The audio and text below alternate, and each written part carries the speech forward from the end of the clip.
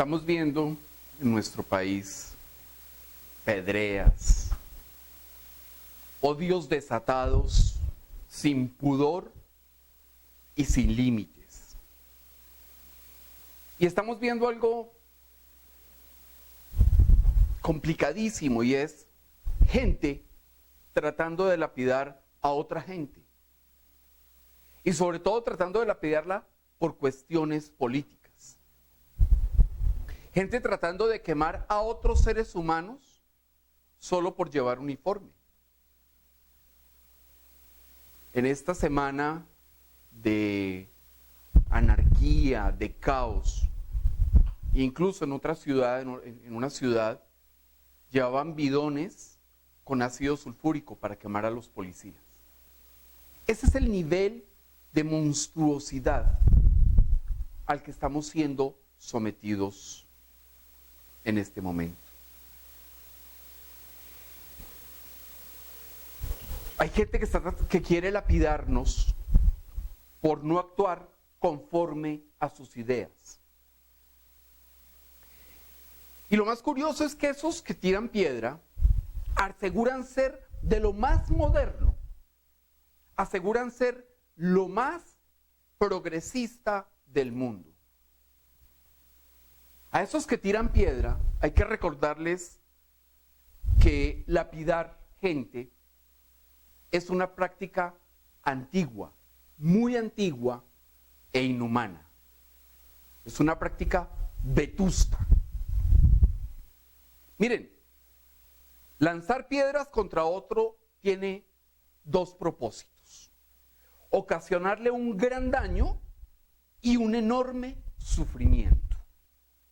O sea, el objetivo no es solo que muera, ese se da por descontado, no, que muera con gran dolor. Ese es el objetivo fundamental de apedrear a alguien. Es decir, es darle un escarmiento. Y estamos viendo que en Colombia están tratando de darle un escarmiento a los que no piensan como estos manipuladores y titiriteros que quieren apoderarse del poder, valga la redundancia, porque sí, con la ayuda de unos pocos ilusos, ingenuos, manipulados, adoctrinados, o que saben que van a tener una tajada o una porción del robo que van a ocasionar o que van a generar estas personas que además ya han gobernado y han gobernado con gran corrupción, pero resulta que salen a marchar contra la corrupción. Y salen a tratar de lapidar policías, soldados y personas civiles no uniformadas, simplemente por el hecho de no estar de acuerdo o de actuar contra los desmanes, los abusos que ellos han cometido y cometen. Miren, esto de la lapidación era muy sencillo. Quien violaba la ley era sometido a esa tortura. Incluso algunas teocracias o algunas prácticas de teocracia, de gobierno religioso, utilizan esa tortura, especialmente contra las mujeres. Y entonces, bueno, ¿cuál es la posición de nosotros los cristianos frente al hecho y a la acción de tirar piedras? ¿Cuál es la posición frente a las lapidaciones o intentos de lapidación? Miren, no hay otra posición. Debe ser la misma que mostró y ejemplificó nuestro Señor Jesucristo. Una vez, Jesús estaba enseñando en el templo. La Biblia es clara cuando dice que estaba sentado y rodeado de gente. Y llegaron los escribas y fariseos con una mujer. Ella fue sorprendida en adulterio. En palabras de hoy, la pescaron con el amante. Y le dijeron a Jesús, mire, es que la ley nos manda a apedrearla por adúltera. Y le preguntaron después, ¿tú qué dices? O sea, tenemos la orden según la ley de lapidarla, de que muera con gran dolor y sufrimiento. ¿Tú qué dices al respecto, Señor Jesús? Vamos a leer toda esta historia, Juan, capítulo 8, versículo 6. Mas esto decían tentándole, para poder acusarle. Pero Jesús, inclinado hacia el suelo, escribía en tierra con el dedo. O sea, Jesús seguía sentado, impávido. No había nada que lo perturbara. Pero la situación era complicada, muy complicada. De un lado, la mujer adúltera, la que le estaba siendo infiel a su marido, la que sorprendieron con su amante, la que había transgredido la ley jugándose su propia vida. Porque no es como ahora que sí fue infiel y, ay, sí, se lo merecía el otro por X o Y motivo y entonces no pasa nada. No, en esa época ser infiel equivalía a ser lapidado, si era sorprendido. Entonces estaba la mujer de un lado, transgresora. De otro lado, los acusadores, listos y deseosos de apedrear a esa mujer. Esa mujer, según ellos, tenía que sentir dolor, tenía que morir con mucho dolor por su pecado. También estaba la multitud expectante. ¿Qué irá a decir o a hacer Jesús? Cuando hay un problema, cuando hay una pelea o algo así, siempre hay una multitud como, ¿qué va a pasar? ¿Qué irán a decir? ¿Qué irán a hacer? ¿Quién va a ser el primero que levante la mano? ¿Cómo va a ser la cosa?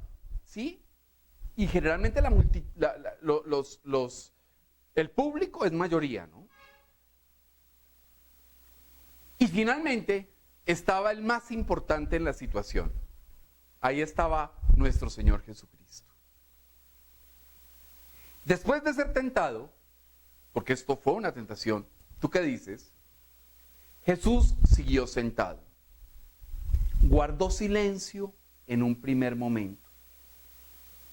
Se inclinó hacia el suelo y comenzó a escribir con el dedo en la tierra. Esa es una actitud de tranquilidad. Es una actitud de no me voy a perturbar con esta situación. Una situación crítica, muy crítica, pero no voy a permitir que esto me perturbe. Esa es una actitud muy difícil, porque en medio de los motines, de las pedreas, de los gritos, de los llantos, del odio, de la maldad, uno siente angustia. Y hay dilemas. Oiga, ¿salimos a la calle a defender o nos quedamos en la casa? ¿Respetamos que vandalicen y ataquen ciudades enteras? O sea, ¿qué hacemos? Y Jesús estaba en una situación tremenda. Nosotros realmente no estaríamos sentados y dibujando cositas. No. Nos pararíamos, gritaríamos, alegaríamos, subiríamos la voz todo lo que podamos o la octavita en la voz para que se oiga más claro. Buscaríamos justificaciones para tratar de salir de la situación. ¿A usted qué le pasa? ¿Usted no sabe quién soy yo? O sea, imagínense una situación así con uno. ¿Usted no sabe quién soy yo para que me haga esa pregunta? O sea, buscaríamos todos los mecanismos para salirnos y, como dicen aquí en Colombia, escurrir el bulto. ¿Ah? Pero Jesús no. Él permaneció sentado. No se perturbó ante la tentación de autorizar una apedrea. Porque pues si está rodeado y están los escribas y fariseos, o sea, están los mayores agitadores, no me hago problema. Cojan la piedra, busquen las piedras más grandes para que muera más rápido de repente. Pero Jesús no cayó en la tentación de autorizar una apedrea.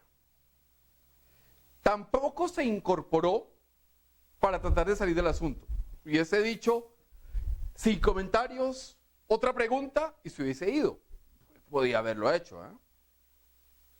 Mucho menos se unió a los que querían tirarle piedra. O sea, Jesús estaba muy cerca del suelo. Podía haber cogido una piedra. Bueno, arranquemos pues. Jesús sabía que en sus palabras estaba la vida o la muerte de esa mujer. Ni más. De lo que él dijera, dependía que la lapidaran o no la lapidaran. Tener una vida en nuestras manos, tener la autorización de torturar o no torturar a alguien hasta que muera. Ojo, eso no es una situación fácil. De Jesús dependía que ella muriera con dolor y sufrimiento o quedara viva. De lo que él dijera. Ahora miremos una cosa. La mujer adúltera no les importaba mucho ni a los escribas ni a los fariseos. A ellos lo que les interesaba era tener el pretexto para tentar a Jesús, para ponerlo a prueba. Y eso parecía jaque mate. Estaba la ley de Moisés que ordenaba lapidarla, ¿no? Y estaba Jesús, el que había dicho que era justo. En Juan, capítulo 5, versículo 30. No puedo yo hacer nada por mí mismo. Según oigo, así juzgo. Y mi juicio es justo, porque no busco mi voluntad, sino la voluntad del que me envió, la del Padre. Eso había dicho Jesús unos días antes, o unos momentos antes. Y entonces era una encrucijada tremenda, una trampa a la que le habían armado a Jesús, según veían los fariseos. Si es justo, ¿qué opción le queda? ¿Tiene que aplicar la ley o no? Si juzga según oye, como dijo, tiene que haber oído que la mujer es adúltera. Entonces, está la aplicación de la ley y está el pecado, la violación de la ley que cometió esa mujer. Y obviamente tiene que saber que ese adulterio le desagrada a Dios. Por tal motivo, no le queda más opción a Jesús que sumarse a los que creen que debe ser lapidada. O sea, la trampa estaba hecha a la perfección. Era una situación de vida o muerte y la decisión realmente recaía en Jesús. Acatando la ley, debía ser lapidada.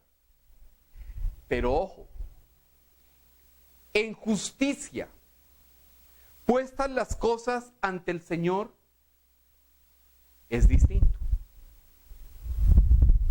Porque Jesús trajo palabras de vida. Él no podía pronunciar palabras de muerte. Y entonces, si Jesús es la resurrección y la vida, ¿cómo va a contradecirse sumándose a los que quieren matar con gran dolor y sufrimiento a una persona? ¿Cómo va a autorizar que la pidan a una mujer? No puede. Dios no se contradice. Y entonces seguían preguntándole los escribas y fariseos. Lo tenían contra la espada y la pared. ¡Ah! Ahora sí cayó. Bueno, eso creían ellos, ¿no? Vamos a leer Juan, capítulo 8, versículos 7 y 8.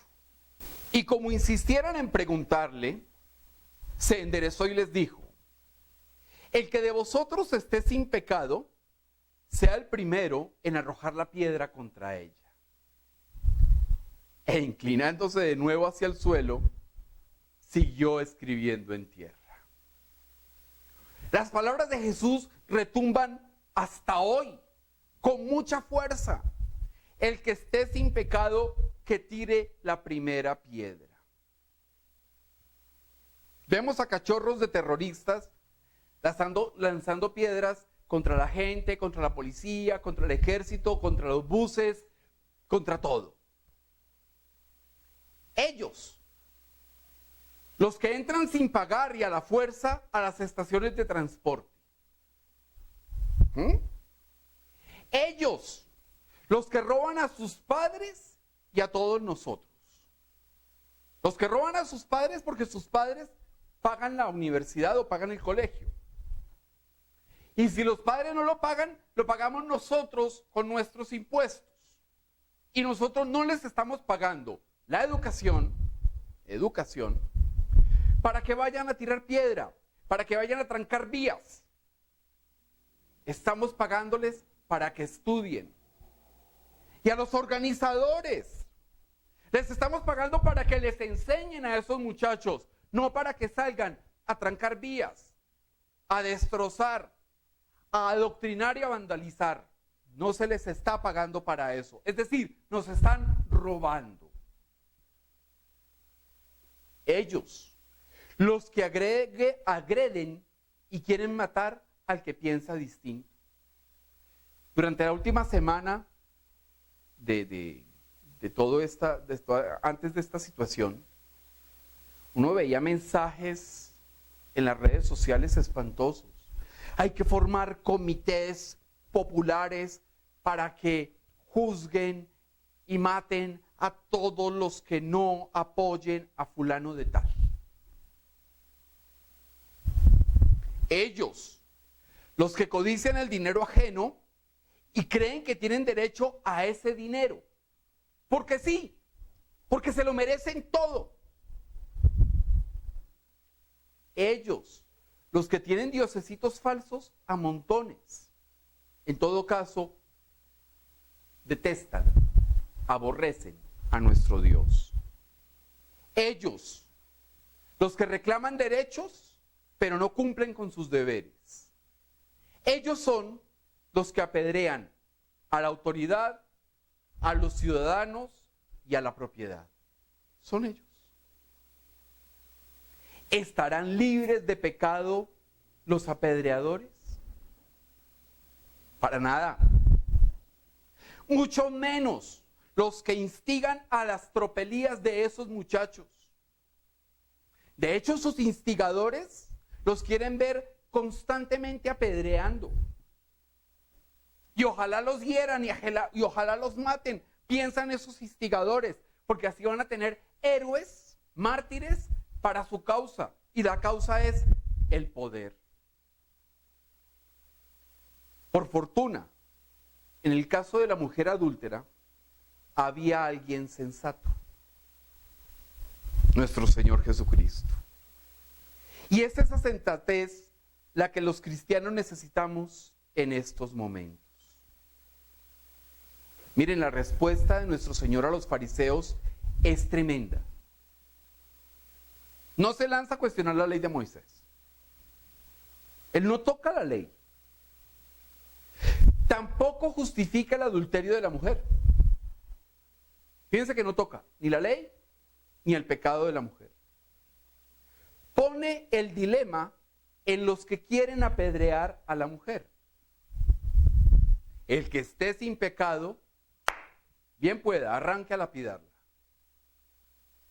Jesús es coherente entonces con lo que Él es y con su misión. Él vino a dar vida, a salvar a quienes nos acercamos a Él. Pero hay algo muy importante. Para recibir la salvación hay que reflexionar, hay que pensar, hay que interiorizar una serie de situaciones. Cuando alguno de nosotros dice, yo creo en Dios, yo creo que Jesucristo es mi Señor y mi Salvador, esto es fruto de un proceso de reflexión. La conclusión es que yo soy pecador y necesito ser salvado. Que no tengo cómo pagar el rescate por mis pecados. Y fíjense que el reconocerme como pecador implica reflexión, implica análisis, implica evaluarme, implica saber que no necesito compararme, soy de los peores pecadores. Y una vez evaluado eso, sé que necesito alguien que me salve.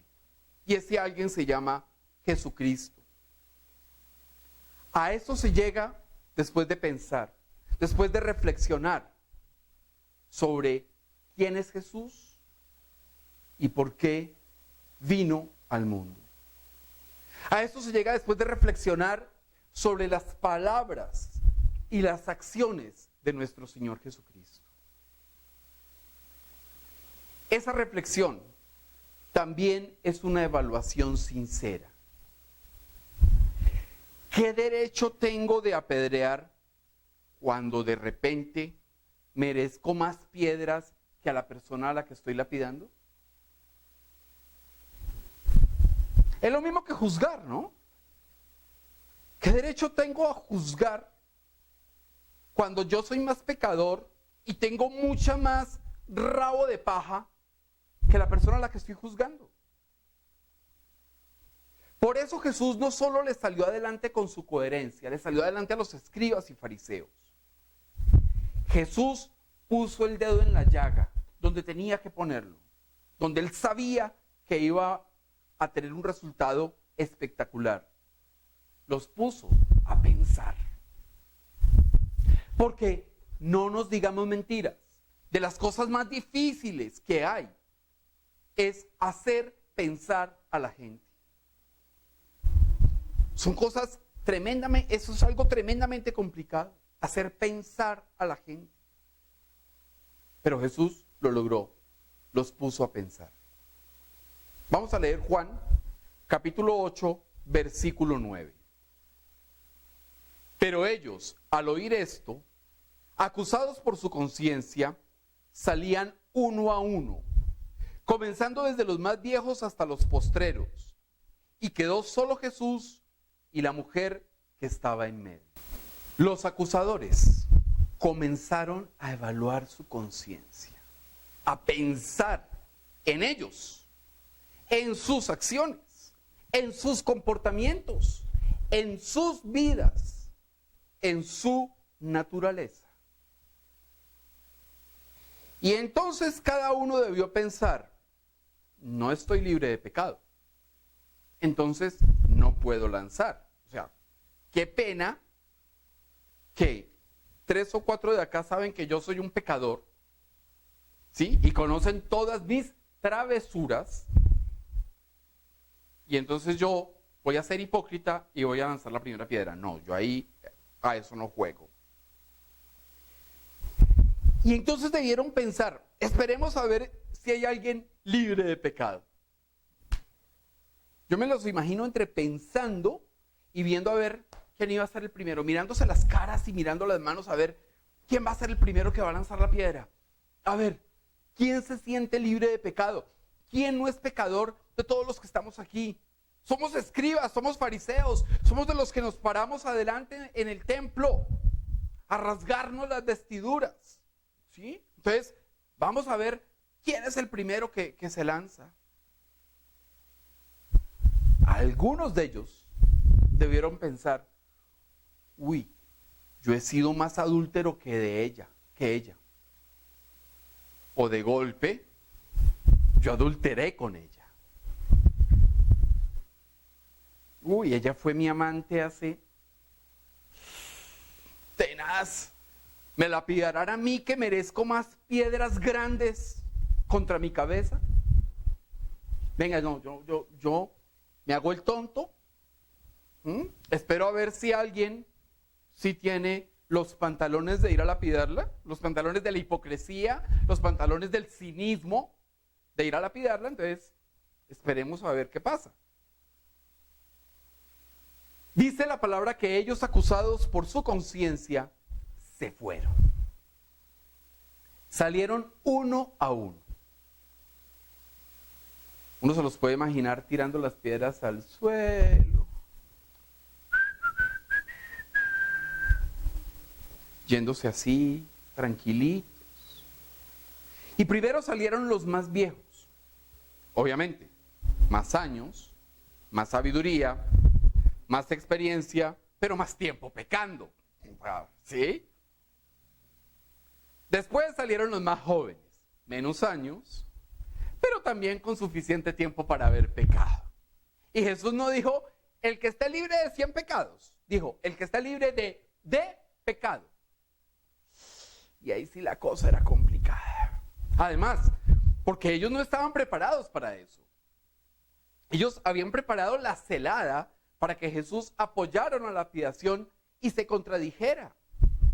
Ellos no estaban preparados para que rebotara el problema en ellos y comenzaran a ver y los cuestionara y los sacudiera y les sacudiera la conciencia. Ustedes se imaginan la conciencia gritándoles, sí, usted es pecador, usted es pecador, usted es pecador. O sea, esos tipos estaban en un dilema espantoso. Uno se los puede imaginar salir con la cara baja, con vergüenza. De repente con mucha vergüenza. Uy, ¿cómo? Yo iba a lapidar a esta mujer adúltera, pero yo maté a 10. Uy, yo iba a lapidar a esta mujer, pero yo me robé el dinero del templo.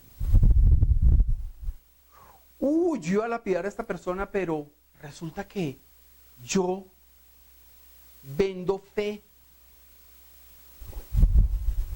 Que yo pido diezmo, ofrenda, ayudas y demás para que conozcan a Dios. Ahora en lo que estamos viendo, uy, vamos a lapidar un policía, pero estoy apoyando a uno que recibió bolsas de dinero en efectivo de la corrupción de una universidad. Y participó en el planeamiento de una cosa que se llama el Holocausto del Palacio de Justicia, donde mataron a una gran cantidad de magistrados y de personas, de seres humanos, que promovió como alcalde de una ciudad la corrupción más espantosa. 96 de cada 100 contratos los adjudicó a dedo. Pero resulta que ese cínico es el que está moviendo a los otros para que la piden a los policías y a la ciudadanía. Y entonces, en el momento de Jesús, pasaron esos lapidadores, esos escribas, esos fariseos, pasaron de acusadores a acusados. Jesús volteó el asunto a partir de la reflexión, a partir de la tranquilidad, a partir de ser imperturbable, de estar sentado dibujando algo en el piso. Vamos a leer Juan, capítulo 8, versículos 10 y 11. Enderezándose Jesús y no viendo a nadie sino a la mujer, le dijo: Mujer, ¿dónde están los que te acusan? ¿Ninguno te condenó? Ella dijo: Ninguno, Señor. Entonces Jesús le dijo: Ni yo te condeno. Vete y no peques más. Todos se fueron. Todos eran pecadores. Ninguno tuvo el cinismo, la arrogancia, la vanidad, el ego para lanzar una piedra. Y entonces Jesús le pregunta, levanta la vista, mira y, uy, ¿qué pasó? ¿Dónde están los acusadores? ¿Ninguno te condenó? A ver, Jesús sabía que ninguno podía condenarla. ¿Sí? En honestidad, en honradez. Pero ya sabemos que el ser humano tiende a no ser honrado, tiende a la no integridad. De repente uno pudo decir, con tal de ver a este molesto, con tal de dañarle el caminado a este tal Jesús, voy a tirarle la piedra a la mujer. Y uno solo que hubiera lanzado la piedra, hubieran arrancado todos a lapidar a la mujer. ¿Ninguno te condenó?, le pregunta a Jesús. Y ella le dice, ninguno, Señor. Y Jesús, el único que realmente podía condenarla, el que tiene y tendrá la autoridad, le dijo que tampoco la condenaba. Con toda la dulzura le dice, ni yo te condeno. Y es lo mismo que nos dice hoy Jesús a nosotros. Yo te condeno. Pero, ojo, yo no te condeno, nos dice Jesús. Vete y no peques más. Ante las pedreas, entonces, Jesús da ejemplo de tranquilidad. No participa ni apoya a quienes la pidan. Nosotros tampoco. Jesús no cae en tentaciones, sino que lleva a la reflexión. Los pone a juzgar, a pensar, a juzgarse a sí mismos.